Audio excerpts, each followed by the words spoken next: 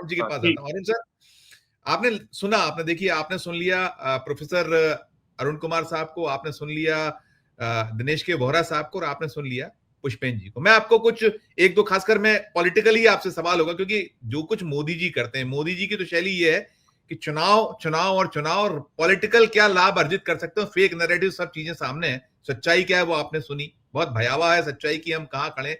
बल्कि मैंने तो ये भी बात की है, मैं कह रहा हूं कि प्रोफेसर जो अरुण कुमार साहब का इंटरव्यू सुनेंगे तो उन्होंने बहुत सारे खुलासे किए हैं। अभी दिनेश के बोरा साहब ने कहा, मैं कुछ और भी देख रहा था, पढ़ रहा था, अध्ययन कर रहा था, तो निकल ये रहा है कि हमारा जो किसानों की मैं बात कर रहा था अभी चौधरी पुष्पेन सिंह साहब से, तो दाल भी हमारी हम इंपोर्ट कर रहे हैं, हम तेल भी इंपोर्ट कर रहे हैं, हर जगह हम बहुत बुरे हालात में। हमारे यहाँ वो जो स्वदेशी स्वदेशी करते हैं वहां हालत खराब है। मैं पहले आपको दिखाता हूं, सबसे पहले मल्लिकार्जुन खड़गे साहब का वो एक्स तीखा है, तल्ख है, और होना भी चाहिए। देखिए, सुनिएगा उसको, देखिए पढ़ के सुनाया था आपको, सुनिएगा। वो कह रहे हैं कि 900 चूहे खाकर बिल्ली हज को चली।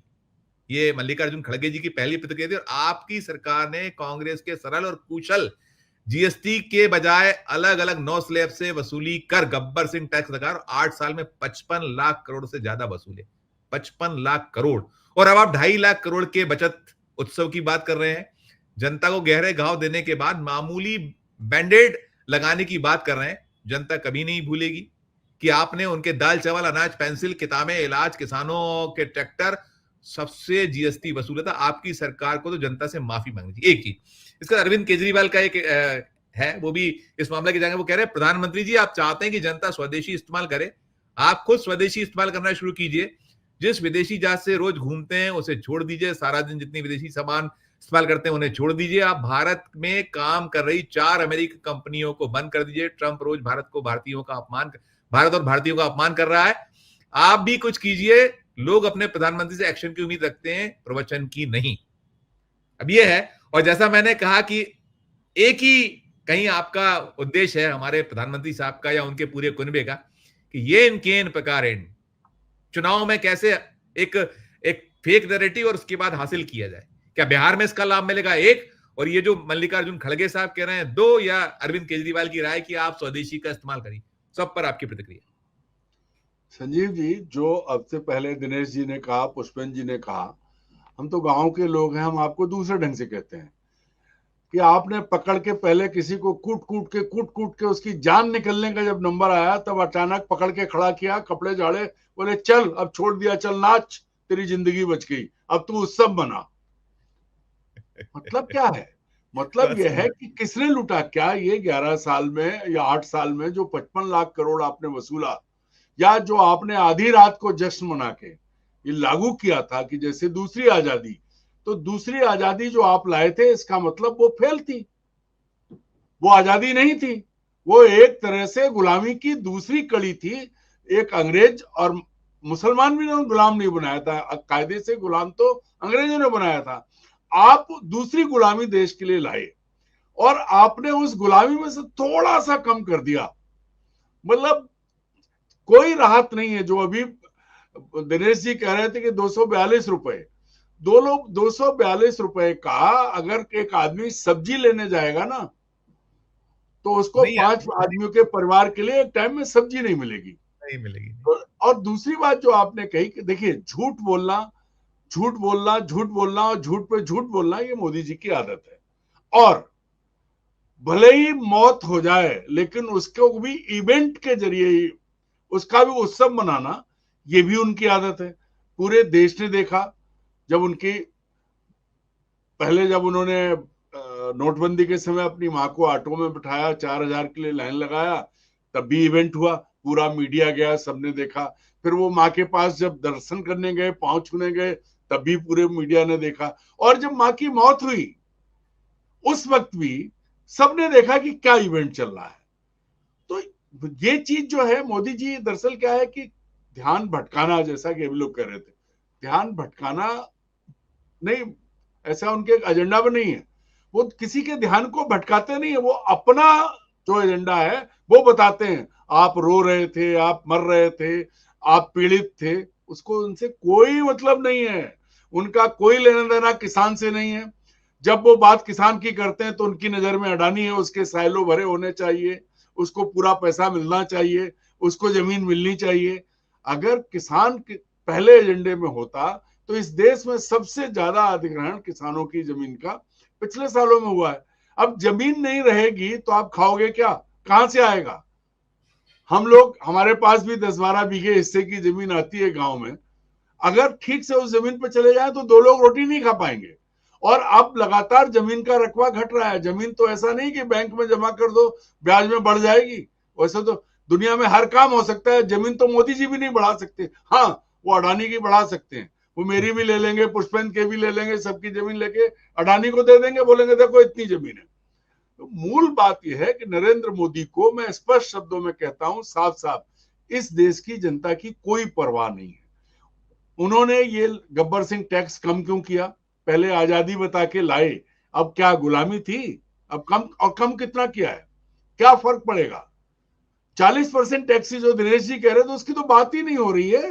नहीं हो रही, अरे नहीं हो भाई, रही। गरीब का बच्चा अगर कोल्ड ड्रिंक पी लेगा तो वो उसकी सेहत खराब हो जाएगी, और उसको आप उसके पैसे बढ़ा दो। मतलब जो 10 रुपए की कोल्ड ड्रिंक होनी चाहिए वो वैसे ही महंगी बिक रही है, और उस अरुण जी पर आप जो है पानी, टैक्स अरुण जी, डालेंगे। अरुण जी पानी, पानी का उन्होंने उदाहरण दिया, 3 रुपए 80 नहीं, पैसे मैं वही कह रहा हूं कि आप जो है बोतल बंद पानी, उस पर पानी उतना ही है। मतलब हमारा गेहूं जो है वो अगर 25 रुपए किलो बिका, और बाजार में हम यहाँ जो आटा खरीदने जाते हैं उसमें 35 रुपए किलो या 38 रुपए किलो या 40 रुपए किलो अलग अलग है, वो तो खुला आटा है, उस पर तो जीएसटी का कोई फर्क ही नहीं था। वो कहा, हमें तो नहीं फर्क पड़ने वाला है। अब ये सबसे बड़ी चीज ये है कि मोदी जी के दिमाग में दो तरह के भारत है। एक वो भारत है जिसमें अडानी, अंबानी, बिरला, टाटा वो लोग रहते हैं, और मोदी जी उसी भारत में रहते हैं। क्योंकि इसके अलावा वो निकल नहीं पाते हैं। भाई जो आजकल वो खा पी रहे हैं, भाई पुंगनूर गाय हम तो अपने घर में नहीं रख सकते, पुष्पेंद्र के यहां भी नहीं होगी, हम तो देसी गाय रखते हैं। हमारे खेत में मोर आते हैं, हमारी छत पे मोर आते हैं, हमारे पास बंधुआ मोर नहीं है, लेकिन उनके पास सब है। वो सारी चीजें किसके पैसे से हैं? हमारे पैसे से हैं। मोदी जी के पिताजी की कमाई नहीं है जो वो उड़ा रहे हैं। ये सबसे बड़ी समस्या है कि ये सवाल कोई उठाता नहीं है, और वो ऐश कर रहे हैं खुद को पीड़ित। देखिए, विक्टिम बता के, खुद को विक्टिम प्रोडक्ट प्रूव करके और विक्टिम पोज करके वो इस देश के लोगों का ध्यान भटकाते हैं, लेकिन लूटते आम आदमी को हैं। आज की तारीख में भी पूरे के पूरे इस सिस्टम की अगर आप एनालिसिस करें, प्रोफेसर अरुण कुमार जी ने बताया, दिनेश जी ने बताया, पुष्पेंद्र जी ने बताया, और आम आदमी बता रहा है, किसी को भी कोई फायदा नहीं होने वाला है। लेकिन नरेंद्र मोदी जश्न मनाने की बात कह गए। अब मैं जाऊंगा, जाके दुकान पे देखूंगा कि जो शर्ट मैं पिछली बार 2000 रुपए में खरीद रहा था उस पर कितने पैसे कम हो गए, होंगे कि भी नहीं होंगे, क्योंकि पता लगा कि बनिए ने अपने हिसाब से टैक्स की एडजस्टमेंट कर ली। हमारे लिए कोई फर्क नहीं है, और इस पर किसी का ध्यान नहीं जाएगा। मूल बात है कि आम आदमी की परवाह है किसे? नहीं है। नरेंद्र मोदी जी को अगर आम आदमी की परवाह होती तो जितने मुद्दे उठे, जब किसान आया था बॉर्डर पे आके रोया था, दिल्ली में घुसने नहीं दिया, ये वो देश का प्रधानमंत्री है जिसने किसानों के लिए सड़कों में भाले ठुकवा दिए, बड़ी बड़ी दीवारें बनवा दी। आप सोचिए, मणिपुर जला, उस राज्य में कब गए? 2 साल बाद।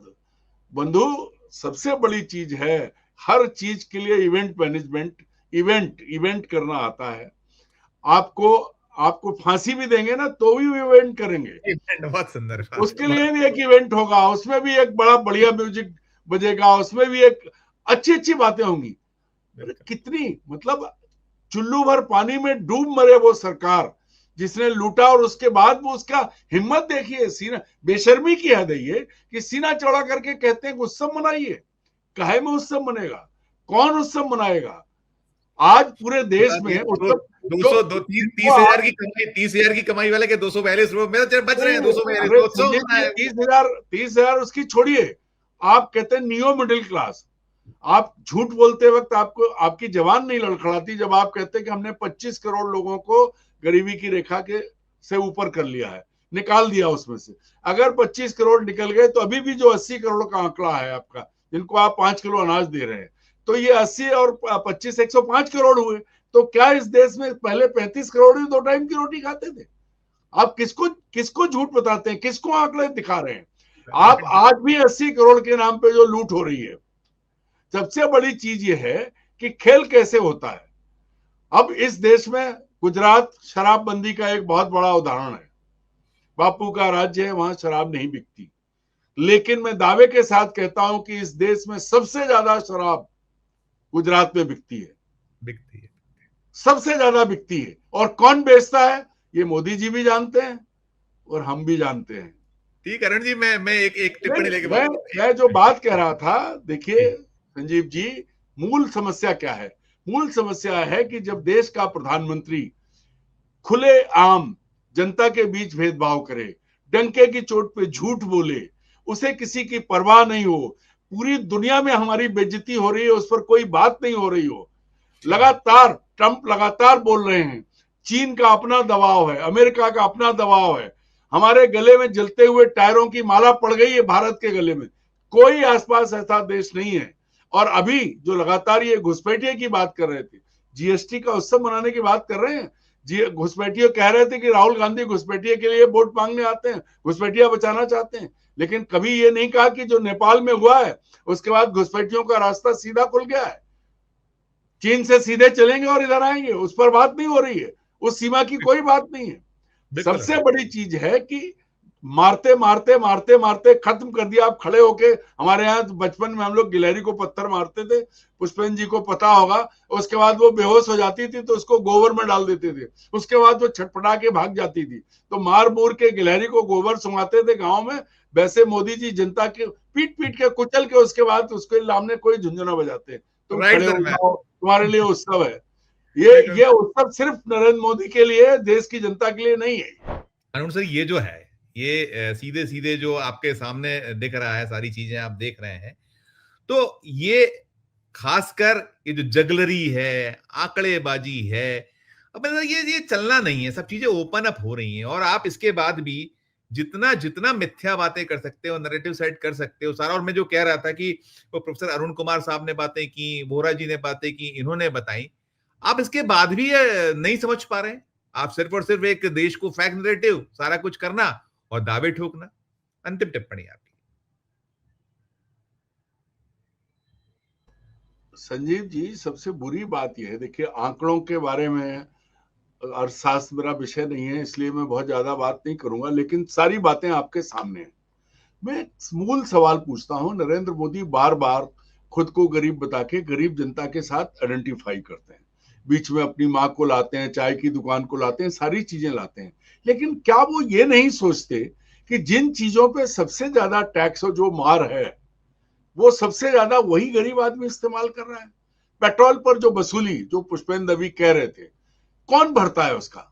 क्यों? क्योंकि आपने आवागमन के जो साधन हैं, चाहे शहरों में हो, बड़े शहरों की बात छोड़ दीजिए, लेकिन ग्रामीण क्षेत्रों में नहीं है। आज मजदूर मजदूरी करने जाता है तो 3 मजदूर बैठते हैं एक मोटरसाइकिल पे, अगर वो 50 किलोमीटर आए गए तो उनके 100-125 रुपए एक लीटर पेट्रोल खर्च हो जाता है। तो वो कमा रहे हैं, रोज भुगत रहे हैं। सबसे ज्यादा टैक्स, जीएसटी सबसे ज्यादा उन गरीबों से निकल के आ रही है। अगर निर्मला सीतारमन किताब बेचने वालों को गुलाब का फूल लेके गई तो एक बार वो मजदूरों से पूछ लेती कि वो क्या क्या भरते हैं, उन्हें उनकी याद नहीं आती, उन्हें दिखता नहीं है। नहीं अरुण सर, ये जो प्रोफेसर अरुण कुमार साहब ये कहते हैं कि आप फाइनल जो कोई एक प्रोडक्ट हो जाए उस पे एमआरपी पे एक बार लगा दिए। अब नाना प्रकार के टैक्स हैं, हर लेवल पे टैक्स है। एक बात सुनिए, आप अगर किसी व्यक्ति से इनकम टैक्स ले रहे हैं, उसने इनकम टैक्स दिया, फिर वो हर चीज पे टैक्स देता है। आपने टैक्स, इनकम टैक्स आपका कट गया, उसके आप खाना खाने गए तो वहां टैक्स दिया आपने।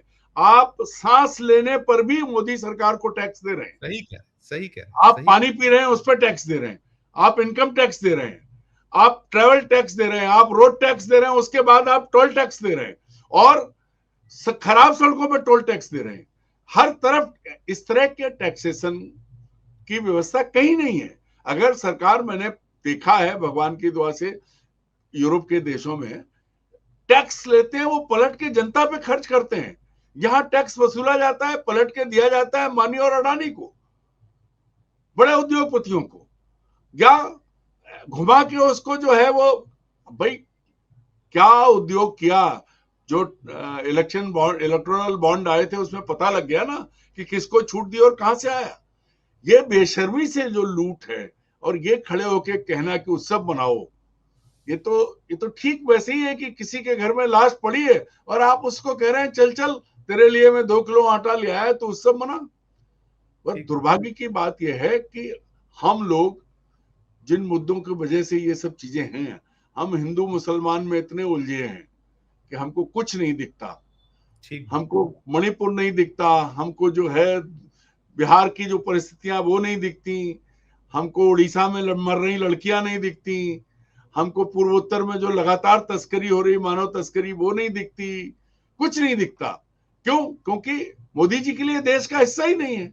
मोदी जी 11 साल के बाद भी अगर घुसपैठियों की बात कर रहे हैं और अरुणाचल में जाके कहते हैं कांग्रेस ने उपेक्षा की। अरे कांग्रेस ने की तो कांग्रेस खत्म हो गई, घर बैठ गई, अब आप क्या कर रहे हो? कांग्रेस का नाम लेके कब तक रहोगे? जीएसटी को लेकर कांग्रेस पहले दिन से विरोध कर रही थी। गब्बर सिंह टैक्स किसने कहा? अब आपने पीछे किया तो 40% वाली बात तो भूल ही गए। भाई कोको कोला अगर आ रहा है, बीड़ी सिगरेट आ रही है, ठीक है बीड़ी पीना अपराध है, लेकिन दुनिया जानती है कि मजदूर आराम करने के बहाने बीड़ी का सुट्टा लगाता है, उस पर आपकी जीएसटी बढ़ी है, तो आपने गरीब को तो और मार दिया। कौन उत्सव मनाएगा? ठीक बात, ठीक बिल्कुल। ये सिर्फ और सिर्फ देश को मूर्ख बनाना, झूठ बोलना और नौटंकी करना, ढोंग करना, ये उनकी जीवन शैली का हिस्सा है, वो उन्होंने कर दिया। दुर्भाग्य की बात यह है कि विपक्ष की बात कोई सुनने को तैयार नहीं है, और उनके आसपास बैठे लोग वो जो है वो उनको क्या बोले, उनके लिए जो शब्द मेरी जबान पे आ रहा है मैं कहना नहीं चाहता। बात करिए, चलिए ठीक है, जाने दीजिए।